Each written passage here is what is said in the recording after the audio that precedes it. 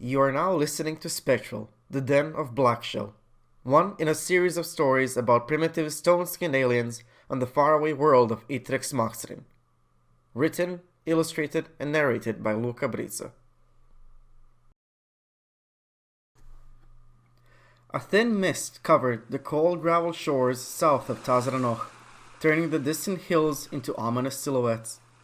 The sky above had a silver and yellow shine to it, while the round rocks below were mostly covered in cold blues and greys. The wind made its presence known, but was calm enough not to disturb anything. A group of 4 spectrals and 2 animals were making their way through this flat landscape, almost walking in a straight line. First in line was Dokra, a rather large spectral with a sturdy body build. He had 4 arms that served him rather well in the countless hunting expeditions he went to. Switching weapons and grabbing onto prey was an effortless task for him. Given his aforementioned qualities, he was in charge of protecting everyone else. Right behind him were the 2 animals, called Taxabi. The easiest way to describe the Taxabi would be for one to imagine a large sheep with an elongated neck and long, thick legs. They had a rather elegant walk, slowly swaying their necks, observing the land around them, and always chewing on something. They were powerful, domesticated creatures, and as such were carrying the supplies of the spectral group in 2 large leather bags hanging from both of their sides. Behind the 2 Taxabi was Muru, a short and stumpy spectral, with even shorter legs and arms that almost dragged across the ground as he walked. His limbs had many joints, so his legs and arms twisted in a very fluid way when he walked, making him rather amusing to watch as he moved. Muru was mute from birth. Nobody has ever heard his voice, and many question his intellect. And although he never spoke a word or showed emotion, he understood others rather well, and therefore was capable of helping other spectrals with daily tasks. Next in line was Agran, a rather capable farmer, and almost as large and strong as Dokra.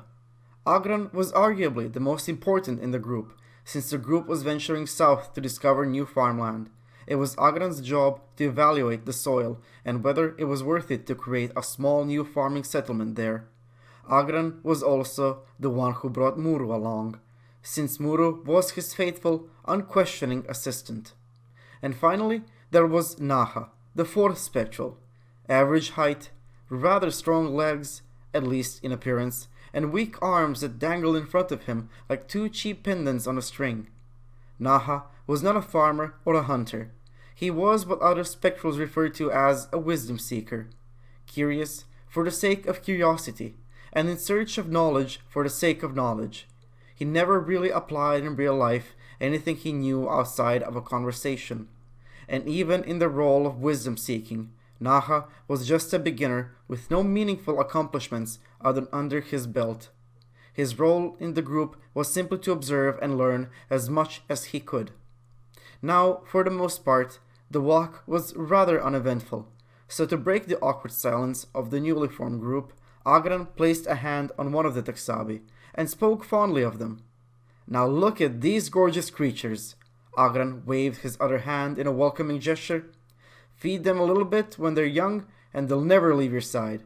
You don't even need a fence. Their wool is amazing.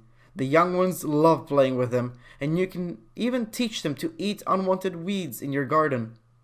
Although their meat turns sour once they get older, when they're young, it's a delicacy, the best thing I've ever eaten. And even then, I can't remember the last time I've seen someone slaughter one. And you know why? It's because they're just so damn useful around the farm." "And then there's you, Naha." Agran turned to face the wisdom seeker. "You probably couldn't water a plant without stepping on another one." Dokra rolled his eyes as Naha was preparing to counter the farmer. "Well, not everyone can be good at everything. That's why we have different roles in society. Honestly, you look like someone who would bite into a book and then complain about the taste while black ink drools from your mouth." Dokra spat out a loud laugh as Agran reacted to the insult by slamming his open palm on the back of the Taxabi. The Taxabi was then startled and jumped as Agran turned quickly to calm it with almost immediate success. and once the Taxabi was back to carelessly chewing away and squinting at the horizon, Agran turned to Naha and said, "Why are you even here with us?" "Well," Naha raised his head, "the philosophers before us have learned a lot about spectral behavior by studying animal behavior. Similar rules apply. We both hunger, yearn for acceptance among our peers or our pack, we help the weak, and we build shelter from the elements. There also tends to be a sense of hierarchy among animals, but I digress. I'm here to study the creatures of the wild and see if I can learn anything new." Agran walked in silence for a while, disapproval painted all over his face. "But have you ever built a shelter?" Agran turned to Naha. "Have you ever helped the wounded? Have you ever felt the thrill of the hunt or ate something you found yourself? You've drowned your life in the written word for far too long, Naha. You cannot learn from the wilds. You can only watch. I swear, I don't see the point on you wisdom seekers. What good have you ever done?" Naha pulled back his head with a bewildered expression. "What good have we done? We've contributed so much to astronomy. Spectrals today use the stars to guide themselves, to know where the north and south lie. We are cartographers, allowing others to better orient themselves. We've made the laws of the land that hold every spectral being accountable. We've made the coins you use to trade your goods and put value on your own. We make sense of the world and give a name to everything that surrounds us." "Pfft," Agran spat. "I don't need to name a rock to throw it." "Ah, but you see," Naha smiled with delight, "you need to name the rock to ask another to throw it for you. It's all about improving communication so we can better cooperate, better work, and live with each other. Observe." Naha cleared his throat. "Muru, pick up that yellow round stone over there and throw it at Agran. Make sure to not strike the Taxabi." Muru stopped, turned to his right, and stared directly where Naha was pointing. After a moment, he headed off to pick up the rock. "No, no, no, no, no, no, no," Agran shouted as he ran towards Muru, the same way a worried mother would run after her toddler. Muru stopped, and Agran picked him up and placed him back on the path. Dokra was holding onto his stomach and laughing, barely resisting the urge to stop and fall to his knees. Agran was agitated, Muru expressionless as usual, and Naha failed to hide his smirk. The sun was now setting over the gravel shore, taking the yellows away with it, leaving a blue tint to crawl forward and replace it. Shadows stretched, visibility was waning, and the crew was getting tired of walking all day. Dokra walked to the side as the group looked towards him. He then kneeled and splashed some cold seawater on his face to wake himself up. Muru then proceeded to produce the only sound he was ever known to produce, a growling stomach. Agran then looked back at the path from where they came and asked, "You think Group 2 got everything settled and ready to go?" Dokra raised his head, observing the sea being cut off by the horizon, and answered, "Probably. I don't think they had that much to do back at Tazranoch. We should find some shelter, eat, sleep, and by morning they should catch up to us." Muru's stomach growled again, and Naha seemed to be relieved by the news, as he didn't have to be the first to ask for food and get scolded by Agran again. They ventured forward and stumbled onto a cave with an entrance big enough for all 4 spectrals and the 2 Taxabi. Oddly enough, the cave seemed to have a light source within it, as the entrance was far from pitch black. Dokra took out a small clay pot from one of the bags of the Taxabi, opened it, and with his finger took out a black reddish pigment and painted a spiral at the entrance to the cave. This way, when the second group walks by, they'll know to check in on them first, and once that was done, they all entered the mysterious glowing opening in the cliffside. The group stepped into the cave and soon found themselves in a large, flooded chamber with an opening at the top. The opening at the top of the chamber allowed for the light of the night sky to seep in and shine on the waters at the outer edges of the cave chamber. The light then reflected off of the waters and painted the walls with restless glowing cyan lines, explaining the glow the group saw while standing outside the cave. A narrow stone path cut through the water and merged into a large boulder that looked almost like an island with its underground lake. Once they were done observing and admiring this peaceful, almost surreal part of the world they've just found, the group went to work, making themselves comfortable in their new hideout. Dokra aided the Teksabi and removed all the heavy tools and rations off of their backs, gently laying them on the ground. He scoured through the bags and found a mix of hay and whole grain to feed them with. "Should have brought an apple. Sorry, buddy," Dokra whispered, just as Naha asked if he could help feed the Teksabi. Dokra was surprised, but ended up giving Naha the food for the Teksabi. Naha sheepishly offered the gentle giants their food, which Agran observed, trying his best not to break into laughter. "You can't keep shaking like that," Agran said. "If you keep shaking, they'll get impatient and actually bite one of your fingers." Naha took a deep breath and managed to calm himself, and he was further relieved once Dokra brought a bucket to easier feed the Teksabi with.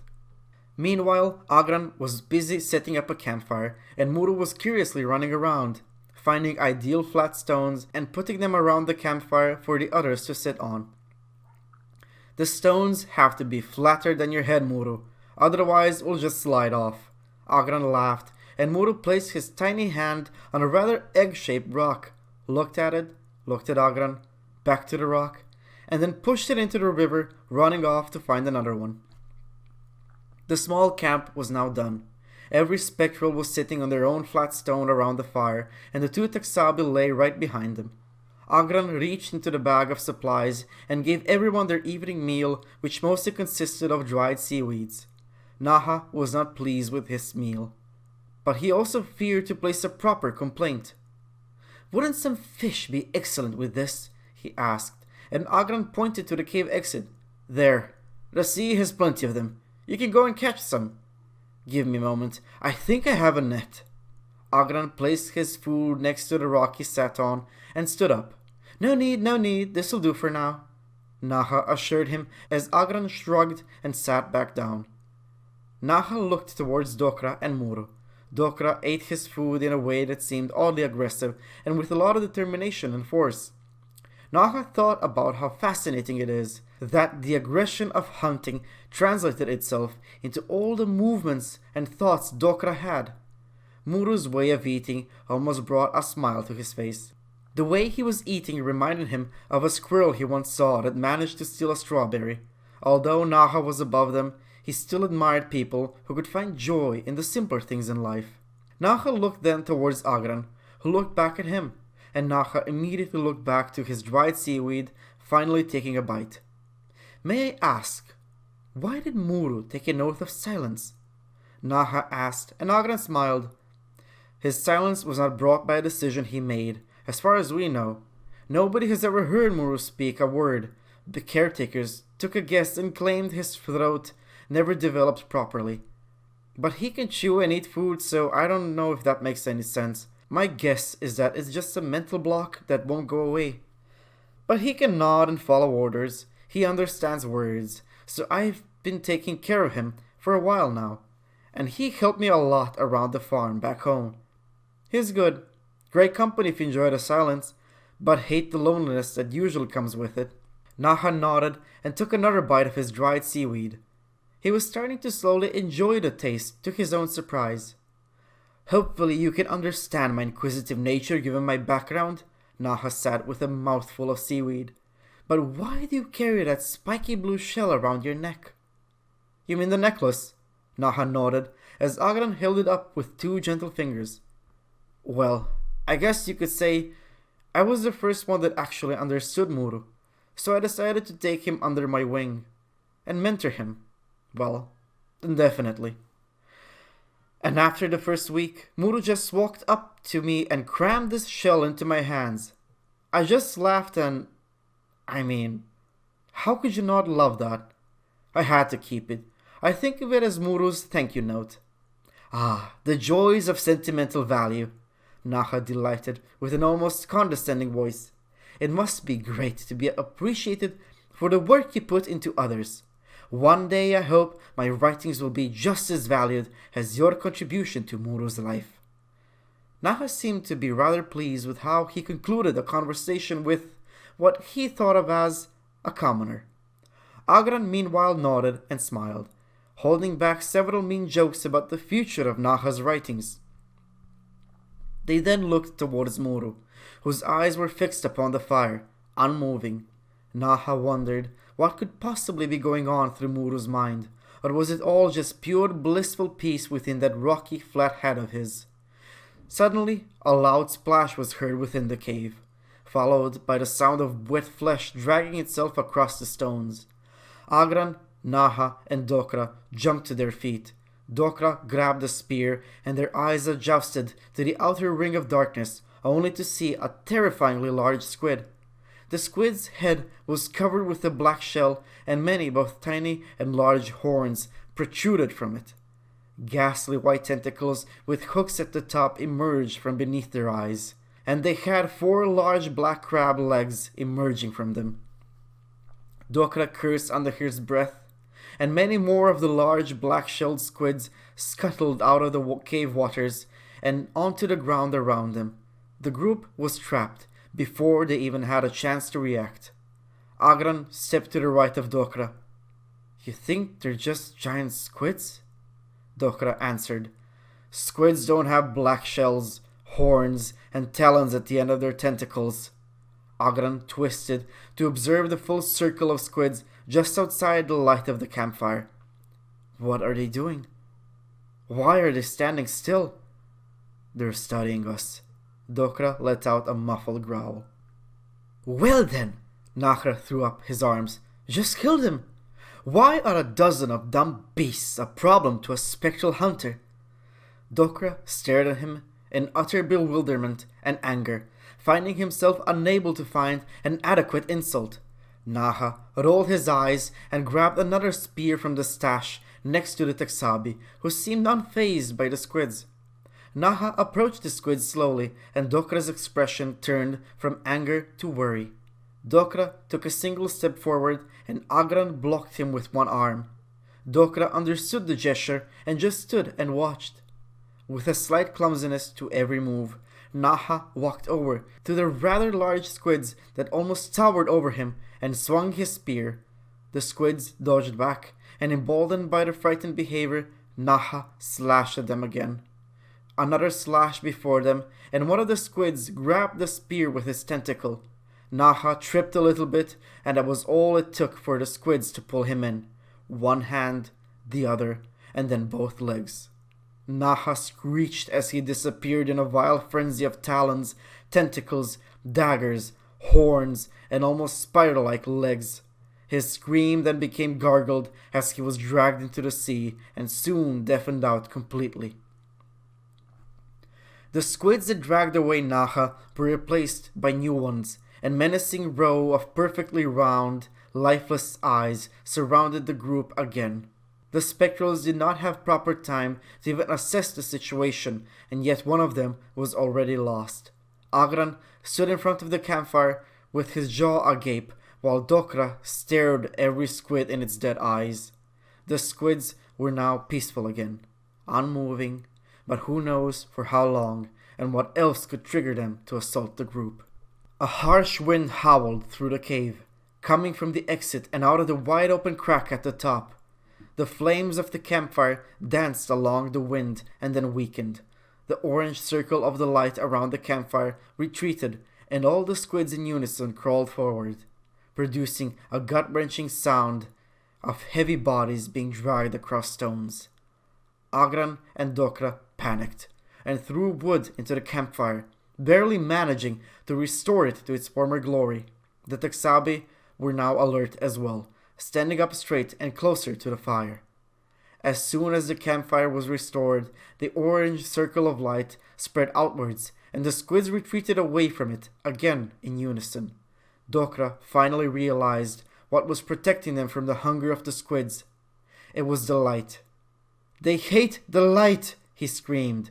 "Throw more wood on the campfire before another harsh wind blows." Agran's eyes were wide open, obviously contemplating the situation around him. He jumped in place as if he was startled by a sudden realization and ran towards the only unopened bag the group had. No firewood. His voice shivered. Dokra was furious, walked over and pushed Agran to the side. Dokra shoved his hands into the bag and threw everything out, but nothing that would carry the flame properly was found inside. What do we do if another wind blows through here? Agran feared his own question as Dokra went silent, observing the looming threat of the hard-shelled squid giants around them. I don't know, he muttered. There's too many of them. The exit is blocked. And you saw how quickly they disposed of Naha. We can't fight. Agran's sadness and acceptance quickly turned to rage as he grabbed a rock and aimed for the squids. Dokra grabbed his hand with such strength that Agran had to drop the rock. Are you mad? Dokra pushed his face into Agran's, causing him to look away. Do you want to anger them? At least now we have a moment of peace to figure out something. Agran calmed down against his own will when suddenly one of the squids managed to touch the leg of one of the Taxabi. The Taxabi panicked, followed by the other, and they both ran towards the exit. Dokra's eyes widened as he ran towards them, spear in hand. Agran simply stood where he was, next to the campfire, as pure carnage unfolded before him. The Taxabi were tougher and larger than the squids. The first one managed to break into the horde of squids, closely followed by the other Taxabi and Dokra. The first Taxabi was cut and slashed all over its body, causing the animal to lose consciousness. Agran saw its neck fall into the sea of monsters, like a freshly chopped tree finally giving in to the pull of gravity. The second Taxabi stepped over the corpse of the first one as it was being dragged into the sea and managed to submerge himself into the perfect darkness of the cave exit.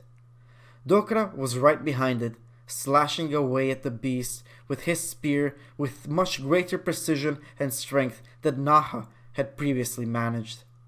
A couple of squids lost an eye, slashed tentacles flew into the air like frightened fish. A couple of squids tried to grab one of Dokra's hands, but he instantly used the others to either slash or crush them off. Agran stared in amazement, as it seemed that Dokra would make it out alive. Suddenly, one talon managed to pierce between the stones and into the flesh of Dokra. His head flew back with a painful groan as more and more talons sunk into his muscle tissue.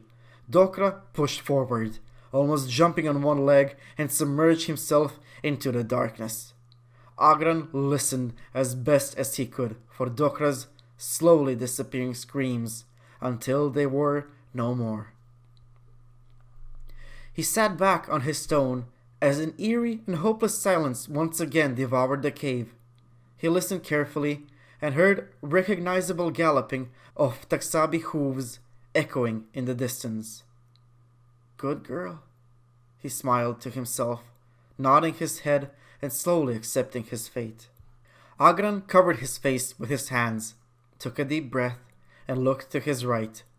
He was almost startled when he realized Muru was still there, unmoved by anything that has happened, just staring at the fire while pure chaos unfolded around him. Even though he understood his condition better than other spectrals, he was still amazed by how little the outside world affected him. Agran contemplated ordering Muru to walk into the squids and run for the waters. He thought maybe that would distract the squids long enough for him to run away. It would be like a trade, one life for another. Another harsh wind blew in, weakening the campfire, and as the cold wind caressed the stony skin of Agran, he realized how selfish and reckless his thoughts were. He felt a deep, unshakable sense of dread and regret, both for the situation around him and for the state of mind he found himself in. Agran was there for Muru, since they were both young. Agran enjoyed the unrivaled simplicity of Muru's company, and he liked to think that Muru felt the same way. Muru always helped Agran with whatever simple task he needed, and Agran made sure Muru was well fed. warm, and generally accepted in Spectral society.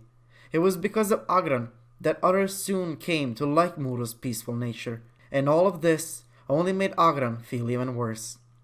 To throw Muru now to a horde of beasts would be a betrayal to the both of them. Agran cried like a lost child as Muru simply stared into the fire. Agran then became mad with rage, at himself, at the beasts around him, at this wretched cave, at his superiors who sent him here, and everything else that came to his mind. Blinded by fury and grief, he grabbed a burning branch out of the campfire and ran towards the squids. Lines of fire sliced through the darkness as he swung, revealing dead round eyes moving away from its light. The hard-shelled squids were now moving away from him, but Agran craved their deaths for everything they've done to him and his group. He would not rest until every single beast around him was turned to ash. One of the squids even tried to sneak up behind him, but Agran turned and slammed his clenched fist directly between its eyes, causing a satisfying crunch. The squid's limp body fell and rolled back into the water. He laughed like mad as the beast fell back into the comforting darkness. The line of fire from the improvised torch sliced through the darkness over and over again until it began to weaken, finally disappearing into nothingness. Agran now fell into darkness, and an agonizing shriek echoed throughout the cave, followed by the sounds of stone and flesh being ripped apart. A cloudless sky complemented the deep blue sea as the ebb and flow of the endless shores sang a peaceful song. A glittering foam reflected the sun, gathering and renewing itself where the water touched the pebbles of the gravel shore. The second group of spectrals walked through the landscape as they suddenly stumbled onto the cave with a spiral painted next to it. They all looked at each other, nodded, and walked through the cliffside portal. A serene chamber awaited them within. Same calm water, same crack revealing the sky, and same cyan lines dancing upon the walls. Dokra made his way through the group and in front of them. He was obviously wounded, covered in bandages that held his stone skin better tied to his muscles, and hobbling to avoid putting any pressure on his left leg. Dokra rubbed both eyes with the palm of one hand and stared in disbelief. Sitting alone at the center of the underground chamber, next to a dying campfire, was Muru. He seemed unharmed, and he sat in the exact same position as yesterday. Dokra approached him and gently whispered, "Muru?" Muru looked up with his usual blank stare, expecting new orders. Dokra gasped, "By Elium's red eye! You're alive? Was the campfire alight this entire time?" Muru confirmed with a nod. Dokra looked back at his new group, who was just as amazed as he was. He then asked, "Where's Agran?" Muru scratched his head, and after a moment of silence, he pointed to the water around him. In a somber voice, Dokra replied, "I understand." Evidence of last night's violence was all around them. Traces of blood disappearing into the water, broken tools, ripped Taxabi fur, and stones with chunks of spectral flesh attached to them were lying all about the place. Dokra felt uneasy, just turning his head to absorb more gruesome details, and so he turned back to Muru, offering him a hand. Muru jumped to his little feet and wobbled over to Dokra, grasping firmly onto the palm of his hand. They walked slowly from the small underground island and across the stone path. Every new step reminded Dokra of the pain and confusion they all went through last night. He wished to talk about what happened yesterday, but Muru was mute and seemingly detached from everything that happened. No consolidation would come from conversing with him, only a blank stare. As they both emerged from the cave and into the light, followed by their new group, Dokra gave a promise to Muru. "We'll build Agran and Naha a monument once we arrive there. We'll engrave their names into it, to remind the others of the sacrifice they gave in search of new land. Muru stared at Dokra in a way that made him question whether or not he even understood his request. Muru then turned Dokra's hand so that his open fist faces the sky, and into it he placed a necklace with a blue shell.